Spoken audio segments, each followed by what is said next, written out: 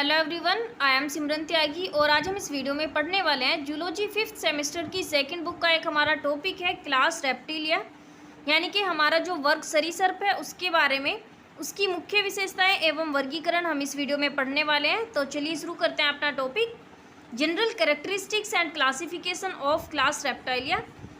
वर्ग सरीसृप या हम इसको बोल सकते हैं रेप्टिलिया। ओके, तो इनके जनरल कैरेक्टरिस्टिक्स कुछ इस प्रकार के होते हैं कि ये शुष्क स्थलों में जीवन यापन के लिए पूर्णतया अनुकूलित कशेरुकियों का प्रतिनिधित्व करने वाले जंतुओं को वर्ग सरीसृप अथवा रेप्टिलिया में स्थान दिया गया है, यानी कि जो शुष्क स्थलों पर अपना जीवन पूर्णतया अनुकूलित रूप से रह सकें। सरीसृप की लगभग 7000 जीवित जातियां ज्ञात हैं जिन्हें इन लक्षणों के आधार पर पहचाना जा सकता है। देखते हैं कि क्या होते हैं वो लक्षण। फर्स्ट है हमारा कि इस वर्ग के अधिकांश जंतु स्थलीय होते हैं जो रेंगने वाले अथवा बिलकारी होते हैं। उसके बाद दिया गया कि इन जंतुओं को जो शरीर होता है वो द्विपार्श्व सममित यानी कि बायलेटरली सिमेट्री होती है, तथा जो शरीर होता है वो 4 भागों सिर, ग्रीवा, धड़ तथा पूंछ में बटा होता है, आपने देखा भी होगा। और उसके बाद दिया गया है कि ग्रंथि जो जंतु होते हैं, जंतुओं की त्वचा सूखी तथा ग्रंथिहीन होती है, उसमें ग्रंथियां नहीं पाई जाती। हृदय में 2 आलिंद तथा 2 अपूर्ण रूप से विभाजित निलय होते हैं, यानी कि इनका हृदय भी क्या होता है 4 चैम्बर्ड होते हैं। उसमें मगरमच्छों में निलय का विभाजन पूर्ण एवं स्पष्ट होने से हृदय में स्पष्ट 4 वेशम होते हैं। ठीक है, मगरमच्छ क्योंकि इसी के अंतर्गत आता है हमारा वर्ग जो सरीसृप है। उसके बाद दिया गया है कि श्वसन के लिए इनके शरीर में फेफड़े उपस्थित होते हैं और इनमें एक्सक्रेशन किस टाइप से होता है ये देखते हैं।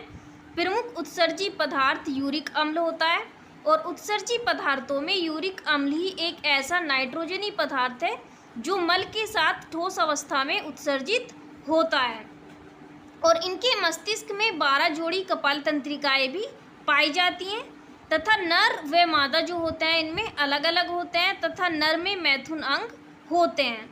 मादाएं हमारी इसमें अंडप्रजक होती हैं तथा निषेचन आंतरिक होता है और अंडों के ऊपर कवच पाया जाता है। भ्रूण का परिवर्धन स्थल पर होता है तथा अधिकांश मात्रा में अंडों में पीतक होता है तथा पैतृक रक्षण इनमें अनुपस्थित होता है। और परिवर्धन काल में बाह्य भ्रूण कलाओं जो होती हैं हमारी मेम्ब्रेन्स, एमनियोन जो होती है, कोरियोन, योगसेक तथा एलेंटोइस का विकास होता है। ये है हमारे जनरल कैरेक्टरिस्टिक्स ऑफ रेप्टाइलिया, जो हमारी क्लास रेप्टाइलिया इसके हमारे जनरल कैरेक्टरिस्टिक्स हैं। आप देख लेते हैं इसका क्लासिफिकेशन किस टाइप से होता है। तो चलिए देखते हैं classification of class reptilia.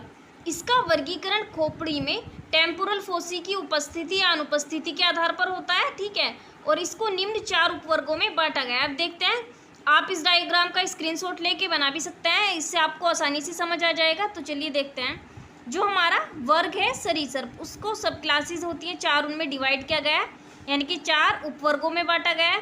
First है हमारा एनेप्सिडा, सेकंड है पैराप्सिडा, उसके बाद है हमारा थर्ड सेनेप्सिडा एंड लास्ट है हमारा डायप्सिडा। एनेप्सिडा जो है उसको 2 भागों में फिर दोबारा यहाँ पर इन्होंने डिवाइड किया है। फर्स्ट है हमारा किलोनिया एंड उसके बाद है कोटिलोसोडिया। ठीक है, उसके बाद हमारे यहाँ देखिए जो हमारे पैराप्सिडा है, सिनेप्सिडा है, इनको डिवाइड नहीं किया गया है। उसके बाद हमारा जो डायप्सिडा है उसको फर्दर डिवाइड किया गया है 2 क्लासेस में। यहाँ पर देखिए सुपर ऑर्डर है इसका, है ना, सुपर ऑर्डर जो है हमारा, इनको 2 क्लासेस में यहाँ डिवाइड किया गया है। ये 2 ऑर्डर हैं हमारे लेपिडोसोरिया एंड आर्कोसोरिया। उसके बाद जो आर्कोसोरिया है उसको एक और ऑर्डर है हमारा क्रोकोडाइलिया, जिसमें क्रोकोडाइल्स आते हैं। एंड उसके बाद लेपिडोसोरिया जो है हमारा उसको 2 यहाँ पर आपको दिख रहे होंगे 2 गणों में विभाजित किया गया है, यानी कि ऑर्डर्स में। फर्स्ट है हमारा रिंकोसिफेलिया एंड सेकंड है हमारा स्क्वेमेटा। स्क्वेमेटा को 2 यहाँ पर फिर फर्दर डिवाइड किया गया है 2 बार सुपर ऑर्डर्स में, जिसका हमारा नाम है लेसिट्रेलिया एंड ओफिडिया। अब थ्योरी देख लेते हैं इसकी कि एग्जाम में हम कैसे लिखे। अगर आती है 15 नंबर का अगर क्वेश्चन आता है, हमें उसमें सारा ही लिखना होता है, जनरल कैरेक्टरिस्टिक्स भी एंड क्लासिफिकेशन भी, तभी हमें पूरे मार्क्स मिलते हैं, अदरवाइज नहीं मिलते हैं।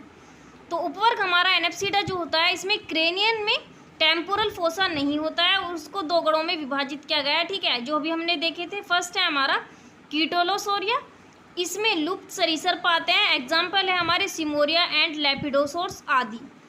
सेकंड जो हमारा है गण चिलोनिया, ठीक है, इनकी खोपड़ी का टेम्पोरल भाग पोस्ट फ्रंटल, पैराइटल और स्क्वेमोजल जुगल तथा क्वाड्रेटरी जुगल अस्थियों से ढका रहता है। हमारे सभी क्या है, जो हमारा स्केलेटल सिस्टम होता है उसी में पाई जाती हैं सारी हमारी बोन्स, फ्रंटल, पैराइटल, स्क्वेमोजल जुगल, ठीक है, तो इन अस्थियों से ढका रहता है। सेकंड है हमारा कि इनमें समस्त शरीर पर अस्थिल कवच होता है, यानी कि बोनी जो हमारा एक कवच होता है पाया जाता है, जिसका पृष्ठ भाग कैरोपस और अधरभाग प्लास्ट्रोन कहलाता है, याद रखने पड़ेगा आपको। और अस्थिल कवच पर एपिडर्मल पट्टिकाएं इस पर पाई जाती हैं और इनकी जो ग्रीवा होती है पाद और पुछ पर, इन पर सल्क होते हैं, तीनों पर ग्रीवा, पाद और पुछ पर सल्क जो होते हैं वो उपस्थित होते हैं। इनके पाद जो होते हैं यानी पैर पेंटाडेक्टाइल होते हैं, ठीक है, और इनके जबड़ों में दांत नहीं होते हैं। इनमें नासाद्वार जो होता है मध्य छिद्र के रूप में होता है और इस गण के जो नर होता है उसके मध्य सिसन होता है। एग्जाम्पल है हमारे टेस्ट्यूडो, चिलोन एंड कछुआ। इसके बाद हमारा रेप्टिलिया का दूसरा गण आता है उपवर्ग पैराप्सिडा। इनकी खोपड़ी में एक जोड़ी टेम्पोरल फोसी होती है जो नीचे की ओर पोस्ट ऑर्बिटल व सुप्रा टेम्पोरल से तथा ऊपर की ओर पैराइटल से घिरे रहते हैं। यह वर्ग भी हमारा जो है पूर्णतया लुप्त है, ठीक है। सेनेप्सिडा जो कि हमारा रेप्टिलिया का थर्ड हमारा एक गण है, तो इस वर्ग की खोपड़ी में एक जोड़ी टेम्पोरल फोसी होती है ये, और ऊपर की ओर पोस्ट ऑर्बिटल व स्क्वेमोजल तथा नीचे की ओर जुगल व स्क्वेमोजल अस्थियों से घिरे रहते हैं। यह वर्ग भी पूर्णतया लुप्त है। एंड हमारा जो यहाँ पर लास्ट और फोर्थ इसका हमारा गण होता है डायप्सिडा। इनकी क्रेनियल की छत में एक जोड़ी सुप्रा टेम्पोरल फोसी तथा एक जोड़ी इंफ्रा टेम्पोरल फोसी होती हैं, ठीक है, यानी कि सुपरियर एंड इंटीरियर। और क्रोकोडाइल्स डायनासोर्स में supra temporal fossa post frontal, post orbital, squamosal तथा पैराइटल नामक अस्थियों से घिरा होता है तथा इंफ्रा जो हमारा टेम्पोरल फोसा होता है वो जुगल, पोस्ट ऑर्बिटल, स्क्वेमोजल तथा क्वाड्रेटरी जुगल से घिरा रहता है। और छिपकलियों में सुप्रा टेम्पोरल फोसा जो होता है वो पोस्ट फ्रंटल, पोस्ट ऑर्बिटल, स्क्वेमोजल, सुप्रा टेम्पोरल और पैराइटल नामक अस्थियों से घिरा होता है तथा जो हमारा इंफ्रा टेम्पोरल फोसा होता है वो जुगल, पोस्ट ऑर्बिटल, स्क्वेमोजल तथा क्वाड्रेट अस्थियों से घिरा होता है। तथा जो उसके बाद हमारा गण दिया गया है उच्च गण, ठीक है, जो है हमारा लेपिडोसोरिया, जो कि हमारा डायप्सिडा का ही एक उच्च गण है। इनमें पैराइटल फेरामोन तथा इंटरपैराइटल अस्थि जो होती हैं उपस्थित होती हैं और इनमें पैलेट कपाल के साथ चल संधि बनाता है। एग्जाम्पल है हमारे थैलेटोसोरस। उसके बाद है हमारा प्रोटोरोसुकस, ठीक है। लेपिडोसोरिया को जो हमारा फर्दर दो गणों में यहाँ पर डिवाइड किया गया है। फर्स्ट है हमारा रिंकोसिफेलिया। इसमें ट्राइएसिक युग जो था उसके मध्यकाल से आधुनिक काल तक के सरीसृप आते हैं और इसकी अधिकांश जातियाँ जीवाश्मों के रूप में मिलती हैं, यानी कि फॉसिल्स के रूप में मिलती हैं। केवल स्फिनोडोन जाति है जो अभी भी जीवित है और इनका शरीर जो है वो छिपकली के समान होता है तथा पूंछ पार्श्व से चपटी होती है। एग्जाम्पल है हमारे स्फिनोडोन।